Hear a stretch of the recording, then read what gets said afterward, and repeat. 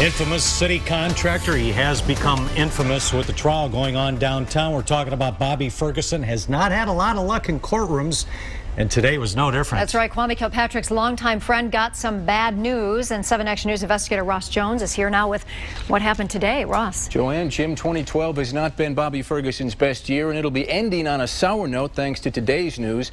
This ruling doesn't have anything to do with Ferguson's ongoing criminal trial, though. It stems from an assault he committed more than 8 years ago. Earlier this year, Bobby Ferguson was named one of the worst bosses in America. Well, Kennedy Thomas would probably agree. He was working for Ferguson in 2004 when he said the two got into an argument about Ferguson's wife. Thomas says Ferguson struck him in the head with a pistol, leaving permanent brain damage.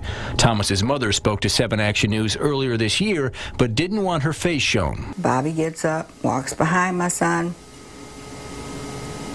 hits him in the head, in the back of the head with a gun. Then he grabbed him by his shirt, threw him up against the wall, put the gun in his face, and told him, if I find out you're lying, I'm going to kill you. Ferguson would later plead guilty to a criminal charge of assault. In a separate civil case, a jury awarded Kennedy Thomas a $2.6 million judgment. It was later reduced to just over $860,000. But Ferguson appealed that verdict, saying it was flawed for a slew of reasons. He said a doctor who testified wasn't qualified, that his defense took a hit when the trial took a week-long break, and he said Thomas's attorney didn't play fair.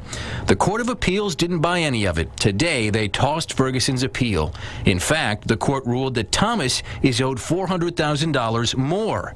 That's good news to him and his family, but they say it's not enough. All the money in the world can't bring back my son's health and bring back my son the way he was before this happened. Now, Thomas's family says he hasn't been the same since Ferguson struck him. They say he walks with a cane, gets dizzy often, and suffers with bouts of depression. Ferguson's lawyer had no comment on today's ruling because he said he hadn't yet been served with the court's formal opinion. We should note, though, if he wants to, Ferguson can appeal today's decision to the state Supreme Court. Gotta wonder what Bobby Ferguson's New Year's resolution is for 2013. Huh? I can only imagine. Exactly. Thank you, sir. Ross.